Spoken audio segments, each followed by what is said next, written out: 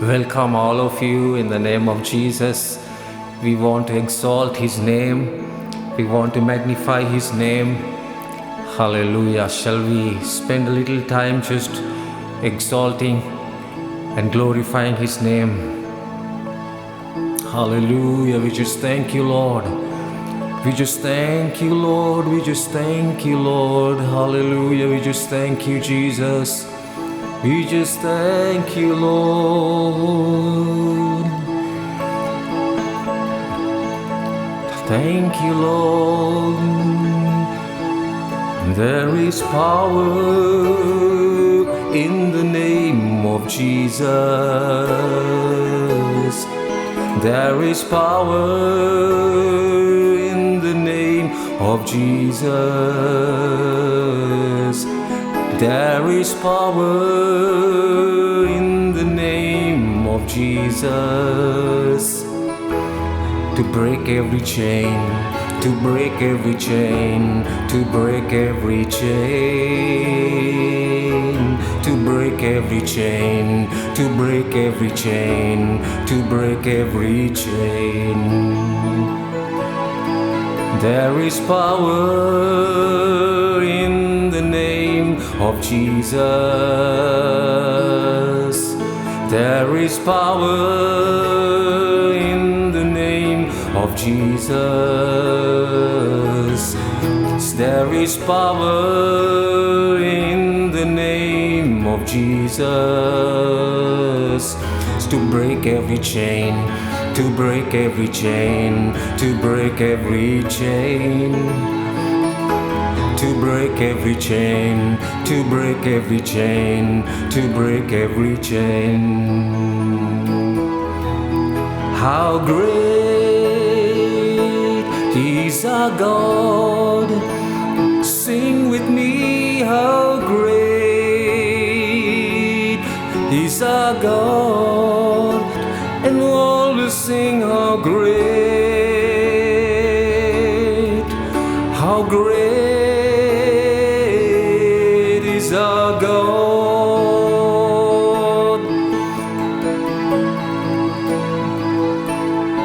How great is our God. Sing with me, how great is our God, and all will see how great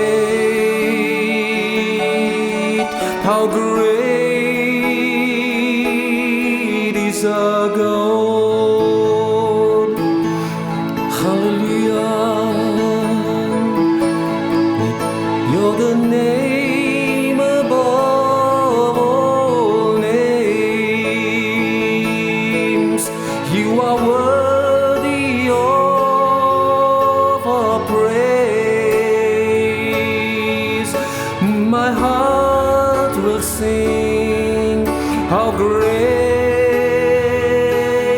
is our God. Hallelujah. You're the name above all names, and you are worthy of our praise. And my heart will sing, how great is our God. Hallelujah. How great is our God. Oh, sing with me, how great is our God. All will see how great, how great is our God. You are the name above all names. You're the name above all names. You are worthy of our praise. My heart will sing, how great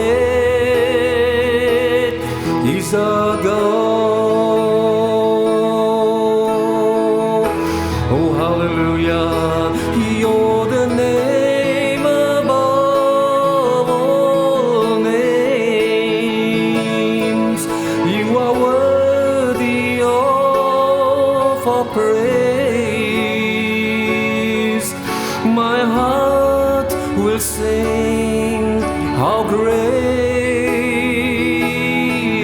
is our God. Then sings my soul, my Savior God, to thee. How great thou art, how great thou art. Then sings my soul, my Savior God, to thee. How great thou art, how great thou art, how great thou art, how great thou art. Hallelujah, we worship you.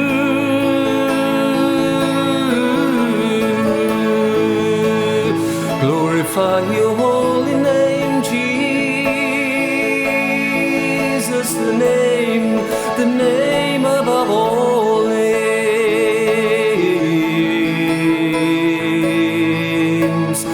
Hallelujah, I worship you. I glorify your name, Jesus. Hallelujah.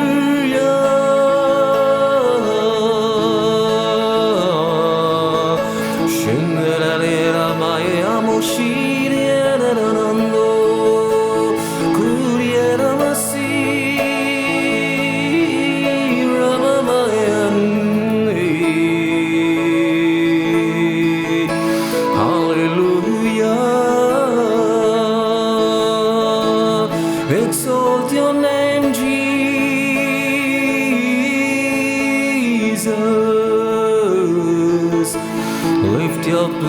Lift up the name of Jesus.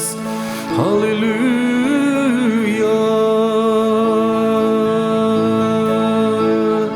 Oh, Ramashana Makurana Monde, Rima Serikia Ramamandoro Kwande, Kundara la Moshiriana Maseriana Mandoriana Man, Iriana Rakurie.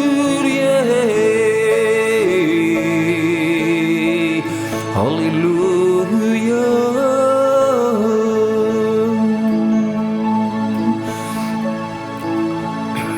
Thank you, Father. We just thank you. We just thank you. We just thank you right now. Lord, in the name of Jesus, I speak blessing to every family right now. I speak healing to every sick body in the mighty name of Jesus. I release resurrection power to any sick person right now in Jesus' mighty name. In Jesus' mighty name, receive. Oh, receive his healing right now in the mighty name of Jesus. Father, I just want to thank you right now, Lord, for everyone who has been bringing their tithes to the storehouse. I pray let the windows of heaven be opened over their lives. Lord, pour out your blessing, O God.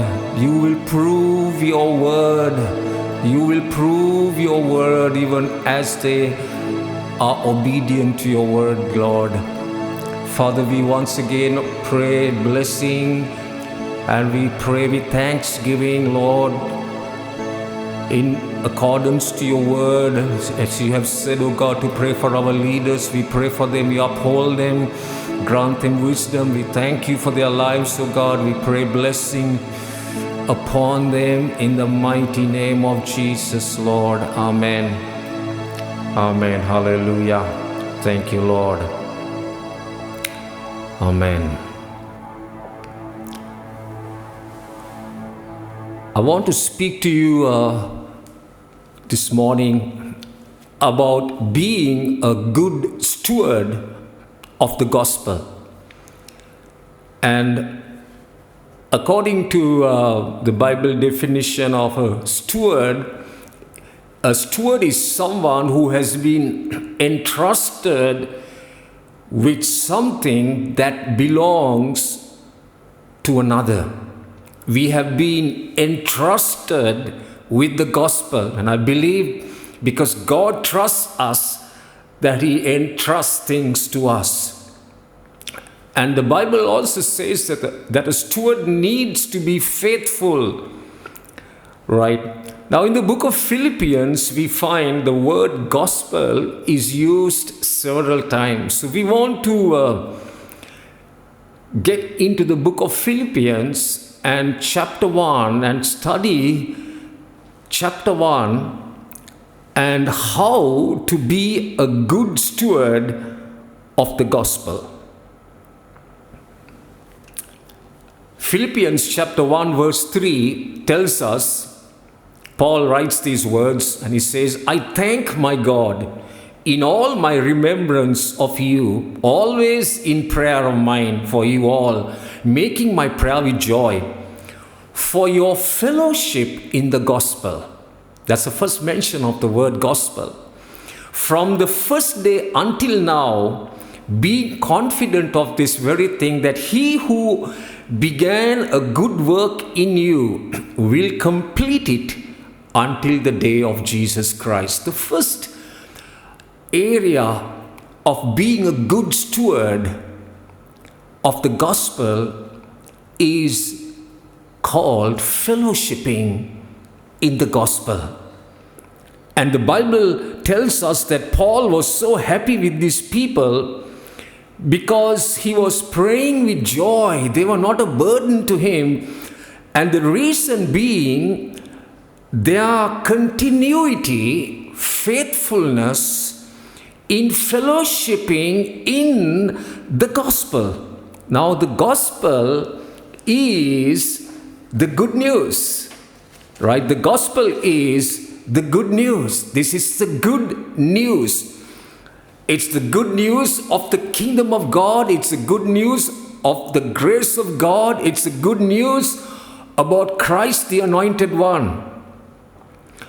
And the word fellowship has a meaning of intimacy in the gospel, partnership, close relationship. You know, Jesus Christ is the Word. When we fellowship in the gospel, we are fellowshipping with Jesus. Now, when we fellowship with the written word, the good news, the gospel, we are building a relationship with the living word, who is Jesus.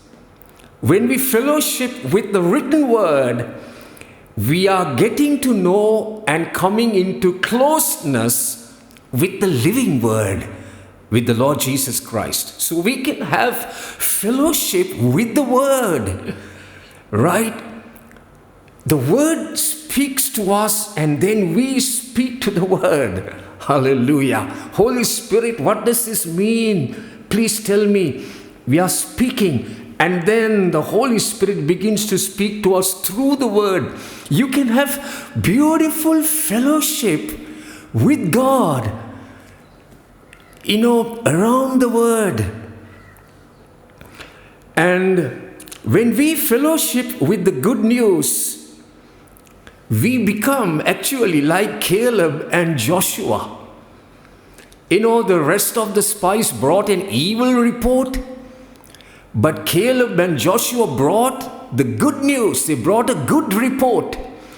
And we become a people who begin to see giants through the eyes of God, like Caleb and Joshua.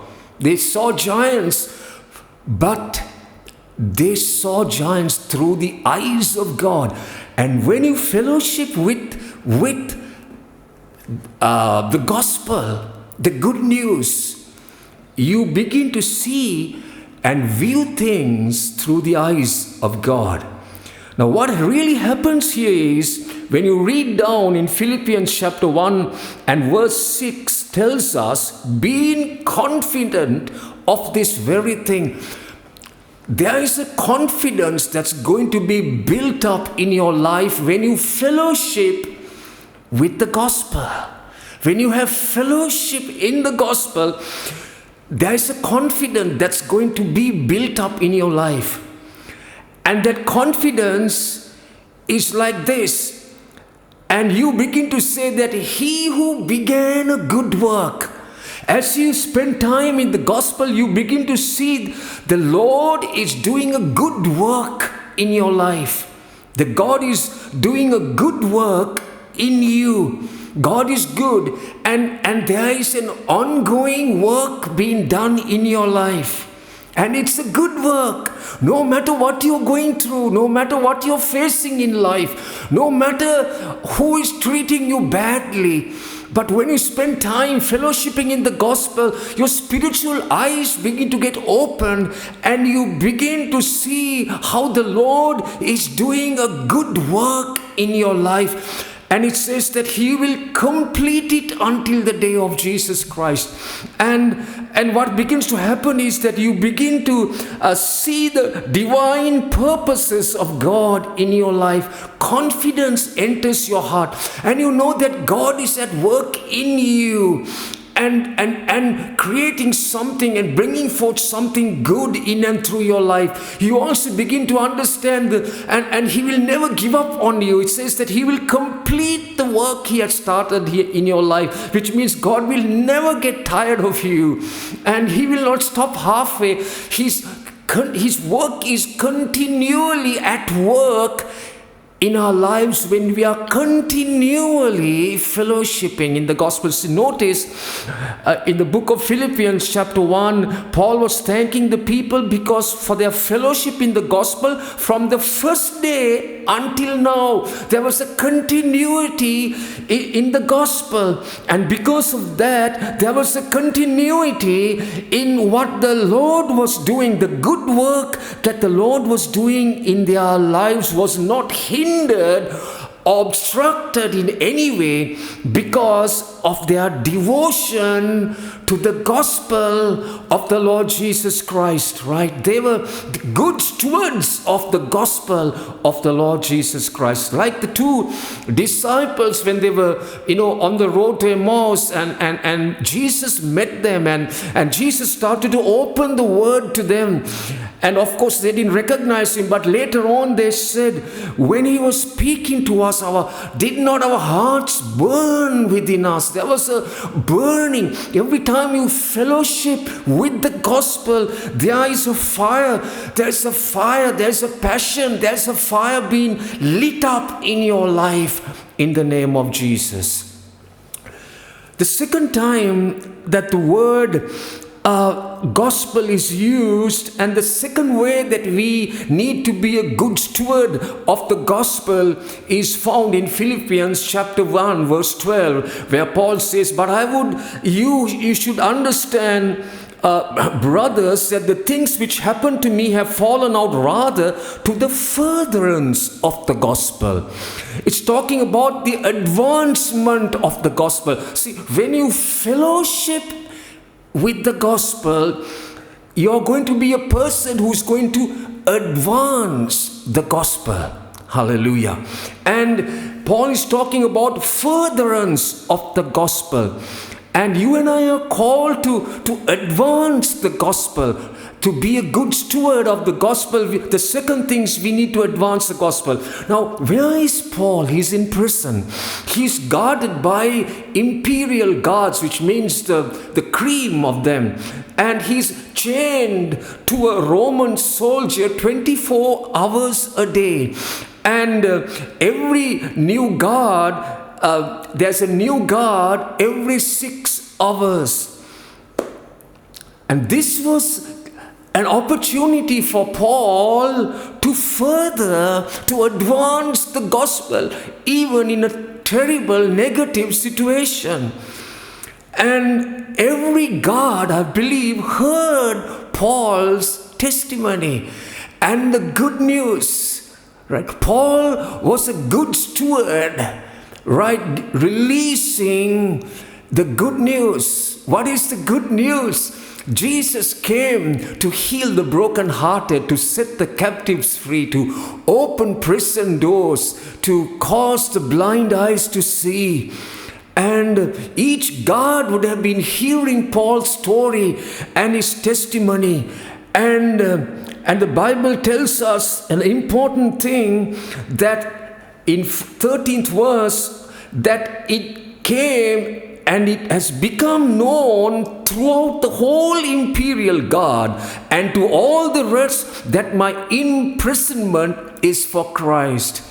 And the guards and the whole palace is coming to know that the reason Paul is in prison is not because, he had done some crime or anything like that, but it was solely because of his love for Jesus. It's for the sake of Christ that he was imprisoned. How God was taking a negative, discouraging situation and turning it into his purpose, his plan and his purpose.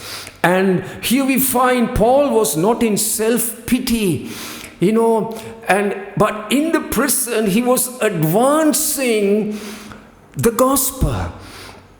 Every situation is a platform from which God's grace can be manifested. Every situation that you go through. Here Paul is stuck, and today, to a certain extent, we are stuck.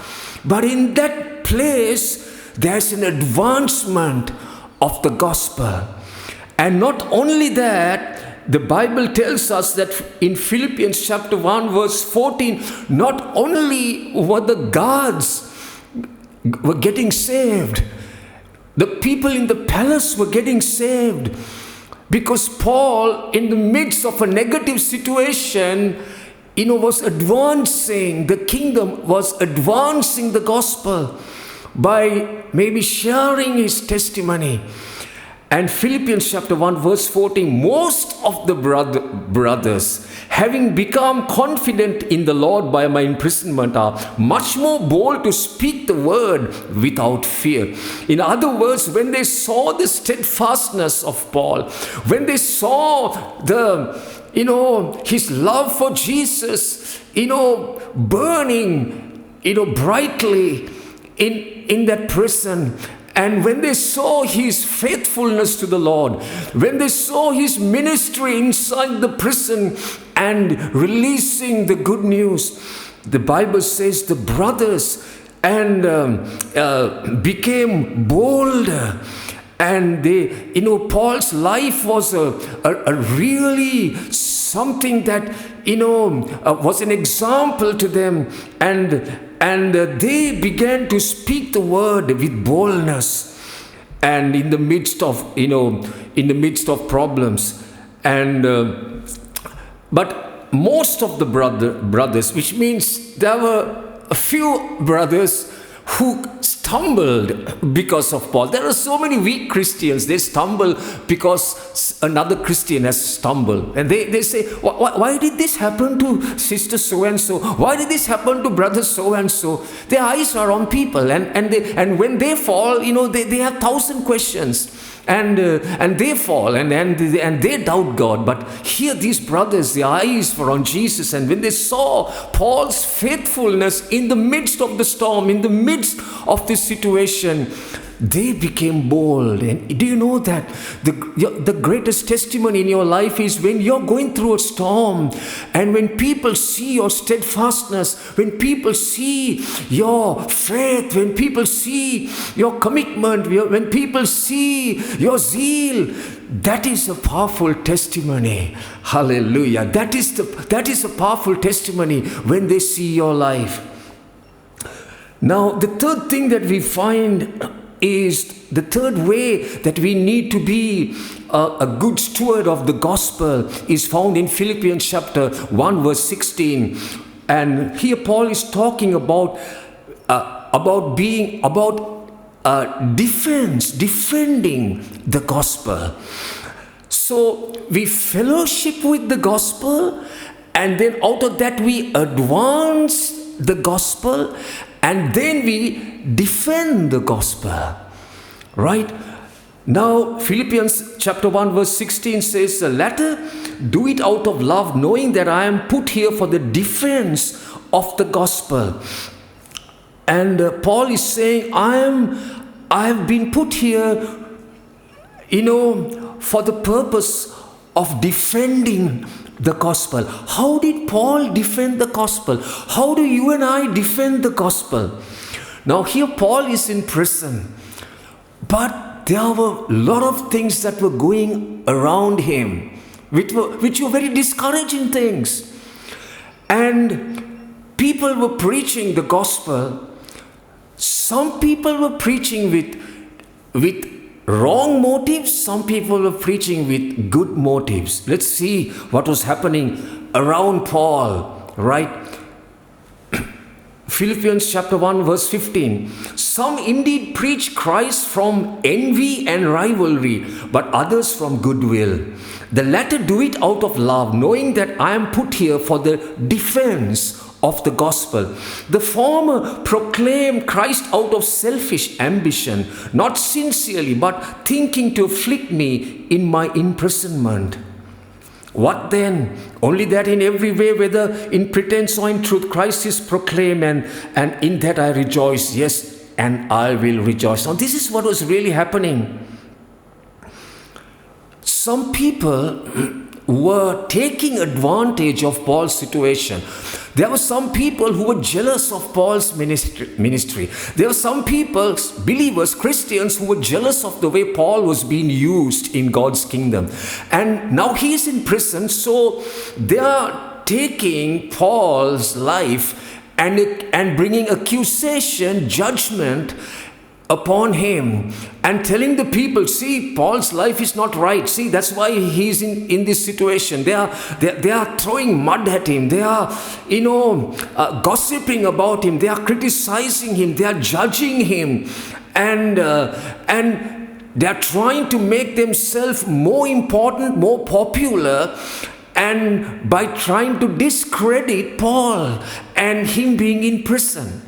And Paul is saying they are speaking with wrong motives. Yes, they are speaking the gospel, but they are, but in their gospel, they're throwing mud at me, and also they are talking about Jesus. Right? And because they were doing it, Paul was saying, out of envy, out of jealousy, out of competition. So there was competition all around him. And it's something sad when you're in prison for Jesus Christ, and your own, and the church and believers and the very Christians start to throw mud at you, and trying to discredit you and say wrong, evil things about you, and point the finger and say he's in this situation because there's some terrible sin in his life. He's not serving God properly. He's doing that. That's why he's in that situation. But look at us, we are free. So what they're trying to do is they're trying to use that situation to make themselves a big name. And in a situation like that, how discouraging it is. But Paul is saying, I'm set for the defense of the gospel. How did Paul defend the gospel in that situation? And we see an amazing response, amazing attitude in Paul's life. When he's hearing criticism, when he's hearing judgment, when he's hearing people speaking against him, this is what he's saying. He's saying, some people proclaim Christ out of selfish ambition. They have ambition to make themselves great and trying to put somebody else down, and not sincerely. They are not doing it sincerely, but they are afflicting me. They are hurting me in my imprisonment. But then he says in verse 18, what then? Never mind, no problem. It is okay. Only that in every way, whether in pretense or in truth, whether with a good motive or a bad motive, whether, speaking about Jesus while, attacking me, still Christ is proclaimed. And because of that, I rejoice. And I will continue to rejoice. What an attitude. He's not allowing what is happening around him to bring him down. He's not allowing his heart to get bitter. He's not allowing his heart, to get depressed because of what Christians are doing to him. And he's maintaining this attitude. It is okay whether they are doing it in pretense, whether they are doing it in anger or hatred or jealousy. Still they are preaching Christ even with the wrong motive. So therefore I rejoice. And I believe the prison guards were watching him. The prison guards were also hearing what was happening around, and they are really looking at Paul and what his reaction would be. And they were amazed when he sees this man responding in love. They are amazed when they see this man rejoicing. And they would have been saying, this man is living what he is speaking. He's living the gospel. Paul was defending the gospel. How do you defend the gospel? You defend the gospel by your responses, by your attitudes, by guarding your heart.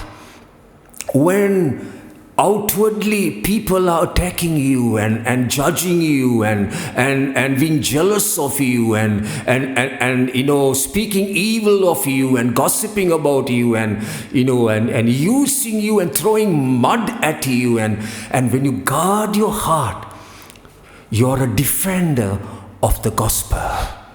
You're a defender of the gospel.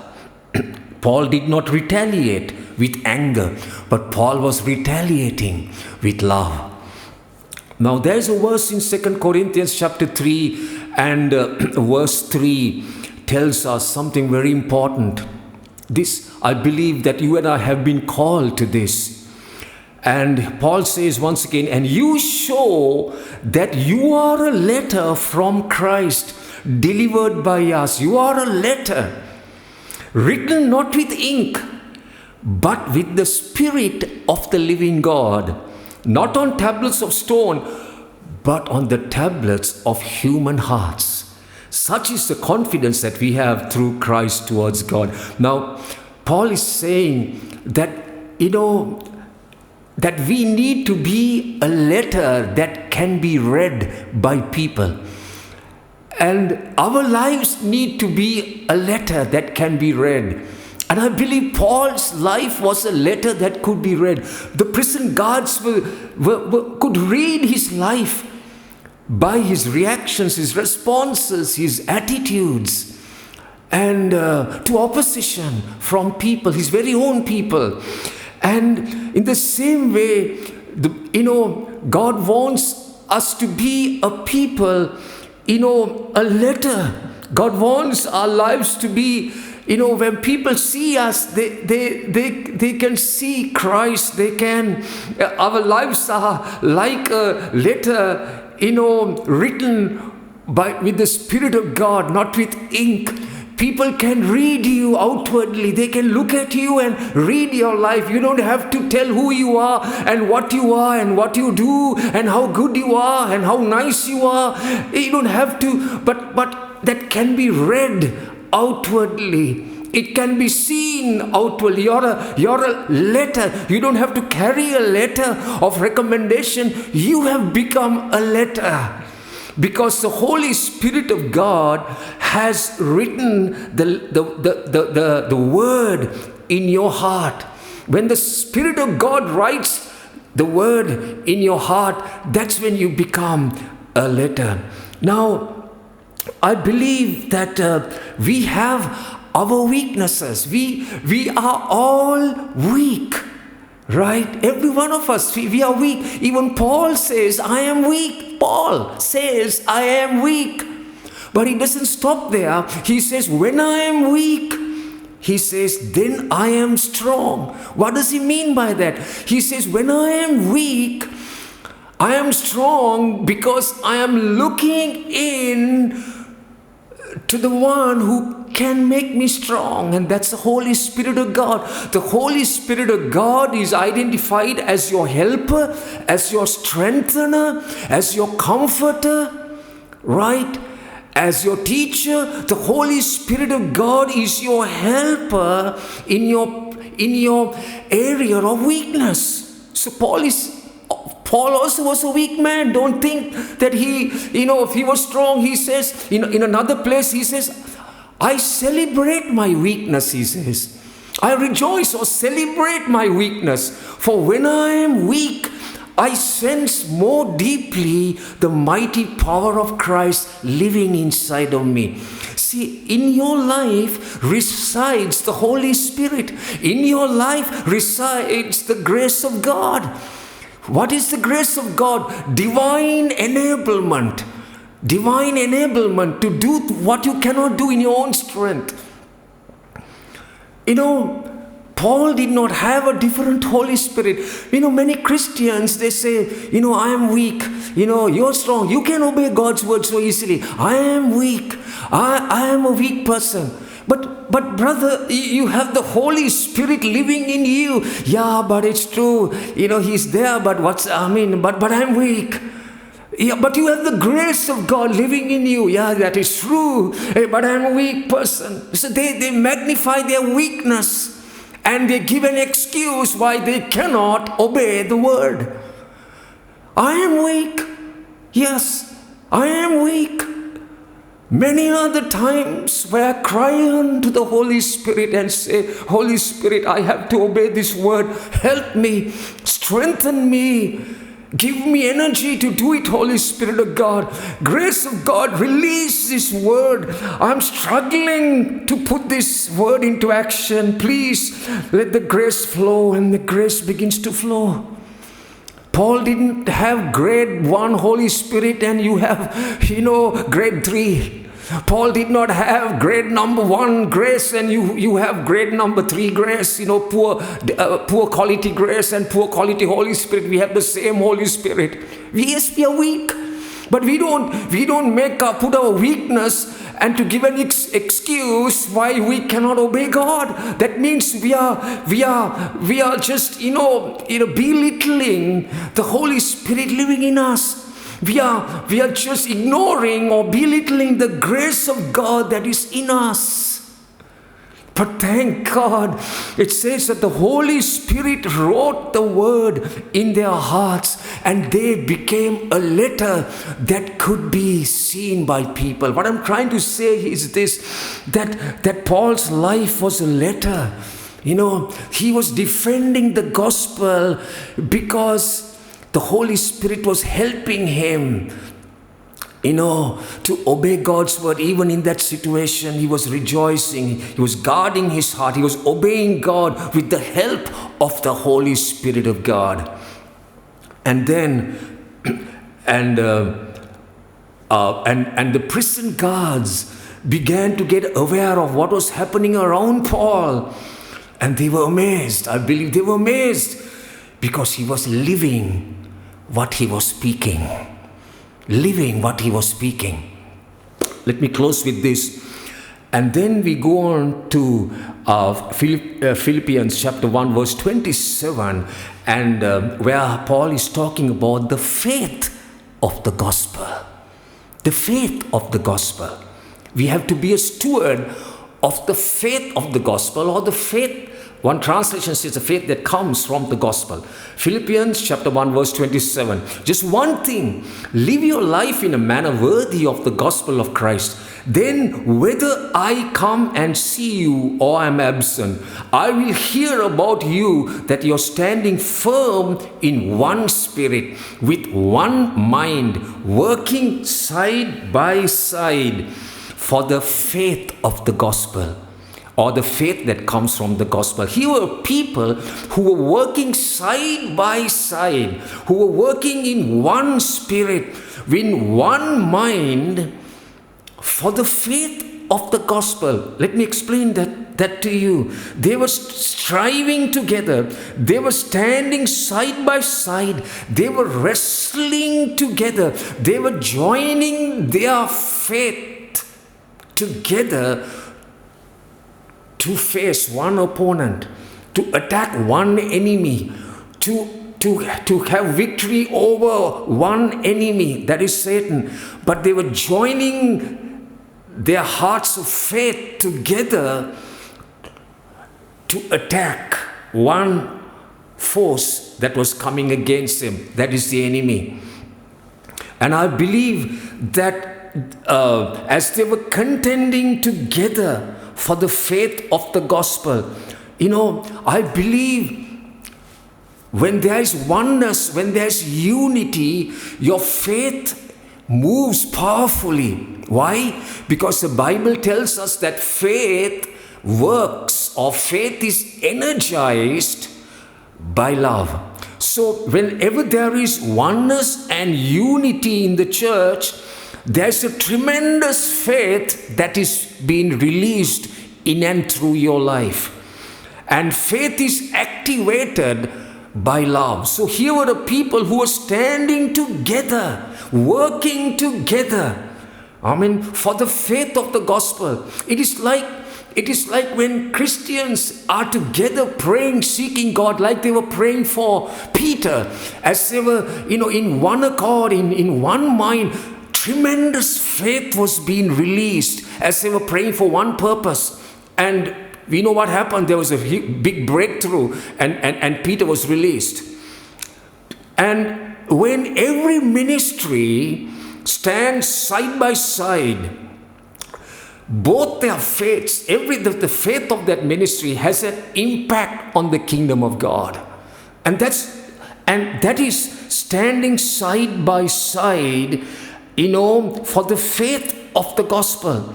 Now, a good example that we find finally is found in the book of Acts chapter 8 and verse 5. It's talking about an evangelist called Philip. And Philip, the evangelist, went down to the city of Samaria and proclaimed to them the Christ. And the crowds with one accord paid attention to what was being said by Philip when they heard him and saw the signs that he did. So there was a huge revival that was taking place in Samaria, and people were getting saved, and unclean spirits crying out with a loud voice came out of many who had them, and many who were paralyzed or lame were healed. And there was much joy in that city. People were not only people responded to the gospel not only by what they heard, but by what they saw. So the gospel is not in word only, but also it has to be in power. As Peter spoke the word, there were signs and wonders, miracles, healings that were taking place. So there was great joy in the city, and there were converts, and maybe there was baptism also, water baptism also, but there were converts in this city. So there was a tremendous faith that was released through Philip the evangelist. Now, in Acts 8:14, when the apostles at Jerusalem heard that Samaria had received the word of God, they sent to them Peter and John, who came down and prayed for them that they might receive the Holy Spirit. For he had not fallen on any of them, but they had only been baptized. So they were baptized, they were converts, they had become believers. So here we find a beautiful picture of contending for the faith of the gospel. We find Philip the evangelist release a tremendous healing power, people getting saved, and there was an impact in the kingdom of God. And then where Philip stopped, Peter and John came and joined with Philip. And from where Philip stopped, they continued. You see, Philip had brought them to a place of, they were just believers. Peter and John came and prayed for the Holy Spirit, for the power of the Holy Spirit. So Philip's faith was combined with Peter and John's faith, and a tremendous revival took place. You see, they were when Peter and John came, Philip didn't say, don't come to mess with my ministry. Don't come to poke your finger in my ministry. They didn't say that. He didn't say that. He humbled himself and he welcomed them and he said, I'm so happy, where I have stopped, now you can take over. So there is a, standing side by side. There is a joining of hearts of two ministries together. Two ministries to standing side by side, where Philip the evangelist is working with the leadership of the church. He's submitting to the leadership of the church. He's surrendering to the leadership of the church. There is no competition. There's no jealousy, but standing side by side. That's what Paul is talking about in Philippians chapter 1, standing side by side and fighting for the faith of the gospel. Here we find and two ministries standing side by side. What was lacking in Philip was fulfilled by Peter and John. See that? What was lacking in Philip was fulfilled by Peter and John. Right? They became from converts to disciples. Because now they are filled with the power of God. They are filled with the Holy Spirit of God, and through the ministry of Peter and John.